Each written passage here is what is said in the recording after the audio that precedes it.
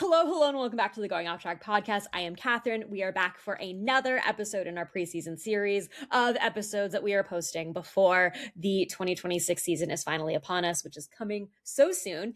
Make sure, if you haven't already, to hit the subscribe button, hit the bell for notifications so you don't miss an episode, hit that like button. And if you are listening to this on your preferred podcast platform, please don't forget to leave a 5-star review so that I can continue to inflict my motorsport opinions upon the greater population. Today, let's dive into talking about America's team. No, I'm not talking about the Dallas Cowboys, nor am I talking about Haas, who is basically an Italian team in an American hat. I am talking about the newest Formula One team and everything that you need to know about Cadillac, the F1 team, who has joined in the grid after a multi-year slog of attempts to join and re-expand the F1 grid to finally we are here. We have been talking and speculating about Cadillac for over a year. They are the first new independent constructor since Haas in 2016. And I think that's really important to note here is that unlike other teams that take over for other teams, this is basically a team that is starting from scratch. You know, when Haas joined the grid in 2016, they were starting from scratch. This isn't like, you know, a team replacing another team on the grid or a team buying out another team or a team changing their name for the 4,000th time, which would be Aston Martin, who was Racing Point, who was Force India, who was Spiker, who was, you know, going all the way back to the beginnings. This isn't like when Red Bull took over from Jaguar and became Red Bull 20 years ago. This is a brand new constructor starting from scratch. The long story short, if you haven't listened to any of our episodes updating the Cadillac saga yet, you have to get, not only do you have to get the FIA to agree as the sport governing body, but you also have to get all 10 current teams to agree to the addition. And some teams just were really not fans of the idea of expanding, primarily because they were worried about dilution of the prize pool, which the prize pool is hundreds of millions of dollars. Obviously, you get the most prize pool money by finishing P1, just like McLaren have the last couple of years, and you get the least amount of prize pool money if you finish 10th / now 11th. And teams were worried about that, as if they didn't realize that the more investment into Formula One, the bigger the prize pool is going to get. But, you know, it's okay, Toto Wolff. You've proven me wrong before. Anyway, they had to get all 10 teams on board. And that was a bit of a journey to make it happen. And this is also where we get, why does Kathryn call the Cadillac F1 team totally not Andretti Cadillac? And that is because originally, this entry was from a partnership between Andretti Global, which has, you know, motorsport teams in other series, and Cadillac. And that bid was accepted by the FIA, but then rejected by the Formula One group, aka all the 10 teams. And they said that they would reconsider if, among other things, GM agreed to manufacture its engine. So right now, Cadillac is coming onto the grid as a customer team for Ferrari. And then, of course, on the Cadillac side, Cadillac really wants to be the American team, American build engines. Yay, America, you know, such as it is, which is why we are going to have a couple of years with Ferrari before General Motors moves in and becomes the engine provider in 2029 is the current ballpark.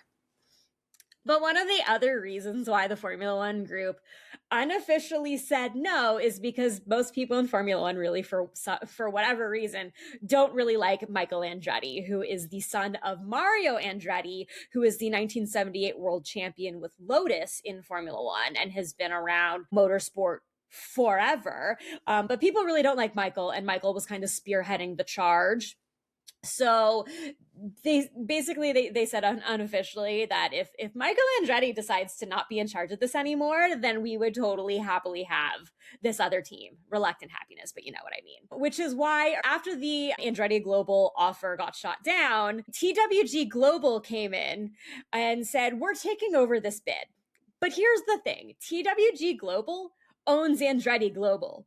So it's still Andretti's bid in a different hat, which is why it's still basically, you know, it's like, oh yeah, this is totally not Andretti. Andretti doesn't have anything to do with this anymore, even though, you know, Mario Andretti is on the board of directors and Michael Andretti is allowed to remain as an advisor, which, let's be real, is in name only, and they're just going to let him deal with the American stuff or the non-Formula One motorsport stuff. You know what I mean?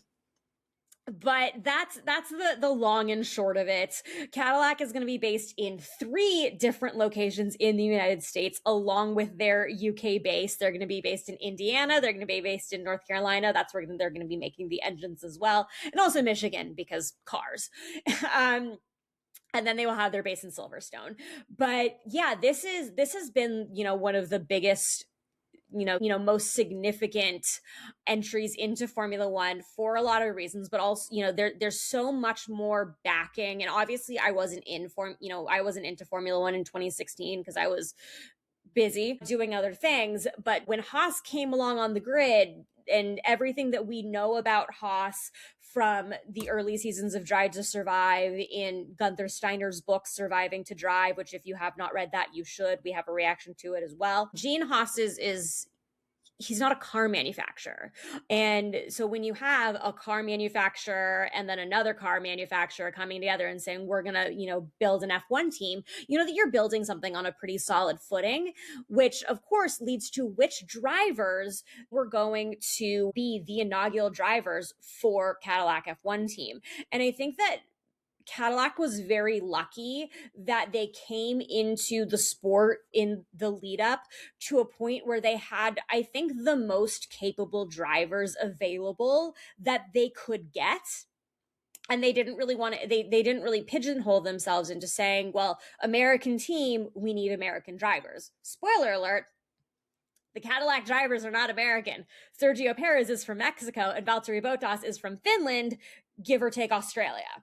So I think that is only going to be to their benefit. Sergio Perez is going to be going into his 15th season in Formula One. He's got 6 wins, 39 podiums. Obviously, we all know that he's back after a season off. If you don't know that, he is back after a season off. He's driven for Sauber, for McLaren, for Force India / Racing Point during the saga of Force India and Racing Point. And then, of course, we all know what happened to him at Red Bull.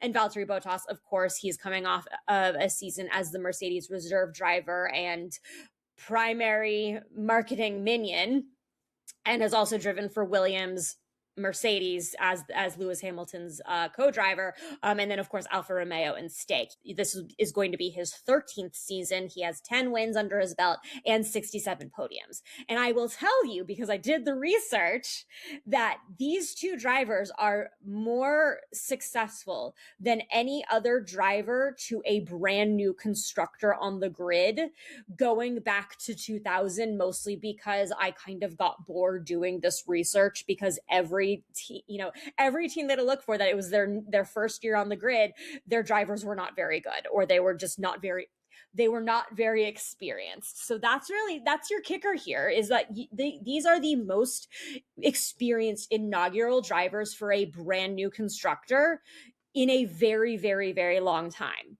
And of course, they also have their reserve driver has been announced as Zhou Guanyu. Obviously, he drove with Valtteri Bottas at Alfa Romeo. He spent last year as the Ferrari reserve driver. Not a lot of experience there, but he's very capable. And of course, he also has a ton of very significant financial backing, which we all know Sergio Perez does as well, which is why Sergio Perez stayed at Red Bull so long. And you can, whether or not he overstayed his time at Red Bull due to his financial backing or not is something that I think is still up in the air. And I think that he should have been gone long before then. But this is not to say that I don't like him as a driver. But we have Zhou Guanyu. I think that he's a very capable option for a reserve driver. And then we also have test driver Colton Herta, who's a very interesting story and situation if you don't already know. Colton Herta had been a star driver in IndyCar, but his dream is to make it to Formula One. And in order for him to do that, due to the way getting into the weeds here, you need a certain amount of points on your super license, and when you're driving in the lower series, an F3, and F2, you get a certain amount depending on where you finish in the championship. And if you win F2, you magically get the number of points that you need on your super license to graduate into F1. It remains to be seen if you will or not. The 2025 F2 champion did not graduate, but one of the runners-up, Arvid Lindblad, did. But in IndyCar, you don't get enough points. I actually do think that they've adjusted this for going into this season. But like if you win in the IndyCar championship, you don't have the full super license points that you would get out of F2. So what is Colton Herta doing in his ultimate goal of attempting to get into F1 and be I would say the 3.5, fourth driver back behind Sergio Perez and Valtteri Bottas, is he's moving to IndyCar for 2026. So he is going to, from IndyCar, which all the chassis in IndyCar are the same, the engines are different, to another series where it's a spec series in F2, but he's going to have by far and away the most experience, I think, out of all of the F2 drivers there. So it's going to be very interesting to see how he stacks up compared to the F2 drivers who have been in F2 for a little while. And then once he graduates out of F2, how long is it going to take for him to get a seat with Cadillac or whatever other team he's going to make it into? So it's a very interesting, mix up. Obviously, your 15th and 13th season for Perez and Bottas respectively is on the longer end of a Formula One career. And who's going to retire first, we don't know. Obviously, they're both 36 years old, so they're both relatively young, but getting on the older side. I'm not sure how many drivers are in the 30s compared to how many drivers are in their 20s or not 20s. One day I will do that math. But I don't know just how quickly Herta's going to actually get himself into Formula One when you have drivers like Perez and Bottas, but also getting Perez and Bottas back into the current driver roster means that they could end up at another team as well. Contracts are very, contracts can be broken financially. So that's going to be some very interesting questions. Now, other interesting personnel, we have the team principal, Graham Loden, who has been around motorsport for, over 30 years. I think that could be a, very conservative estimate, but he's worked with a few teams. He has the key here for Loden is he has experience bringing in new teams onto the grid through Manor Motorsport. So that's going to be very beneficial for Cadillac's first year. The other thing, and I think the most important thing, is the experience of the drivers that they have is going to be really important for how they're going to be able to quickly develop the car and quickly move this car forward.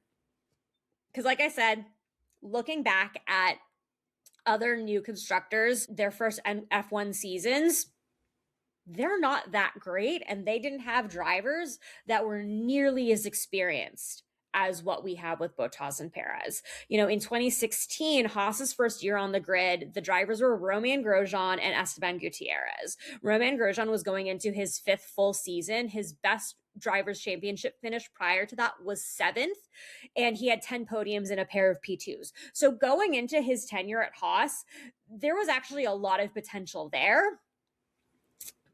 Didn't really pan out because that car's not very good. And then Esteban Gutierrez, this was his 3rd full season. His best driver's championship finish prior to that was 16th, and he only scored 6 career points and did not score points when he was with Haas at all. They finished 8th of 11 teams with 29 whole points. Those came from Romain Grosjean. We all know him as the car that exploded in that one race in Bahrain in 2020. Obviously, he's fine. He went on to survive that, and he raced in IndyCar for a bit. Then you move even further back to the past with Virgin Racing. They finished 12th of 12 teams with no points. Their drivers, one driver was a rookie. His best finish was 14th, and the other driver was joining in his third full season. He had a best driver finish of 10th with a pair of podium finishes and 5 other points finishes. And then the other team in 2010 that I wanted to bring up that did not last very long on the grid is a team called Hispania Racing Team, or HRT. They finished 11th of 12 teams with no points, just ahead of Virgin, and I think it was only because alphabetically no, it's not alphabetically, I swear. It was probably on count back, but they had 4 drivers who drove in those 2 seats, which is a thing that can happen. Karun Chandok, his 10 races in his only season in Formula One, he did not score any points with Hispania Racing Team, and his best finish was P14. He is now a commentator with Sky Sports. Anyway, the other driver was Bruno Senna. He was the other primary driver. Bruno Senna is, of course, the nephew of Ayrton Senna, who is the multi-time world champion who died very tragically. It was his first season in Formula One, and his best racing finish was 19th, which is a little rough. And then the other 2 drivers that filled in, because Chandok only raced the first 10 races, there was Klein and Yamamoto, who both also did not do very well. I think that's kind of the message here, is that, going back to 2006, Super Aguri, the Japanese team, they finished 11th of 11. Toyota from 2002, they had actually a pretty decent tenure. They stayed on the grid from 2002 to 2009, but that opening season, they finished 10th of 11 teams and only finished with 2 points, which is not a lot of points. And honestly, once I got to Toyota, I was like, okay, I think that the moral of the story here is that the first, season with a brand new constructor is drivers that don't have a ton of experience and aren't going, and didn't do very well. So clearly we have 2 drivers with a ton of experience, so this could be, I do think that Cadillac will outpace Haas, and I think that they will outpace Haas relatively quickly. So if Haas in their first season, they finished 8th of 11 teams, I don't necessarily know if I figured out where Cadillac is going to finish in the 2026 constructors standings. I think we'll leave that for the predictions episode, because I haven't thought of it yet.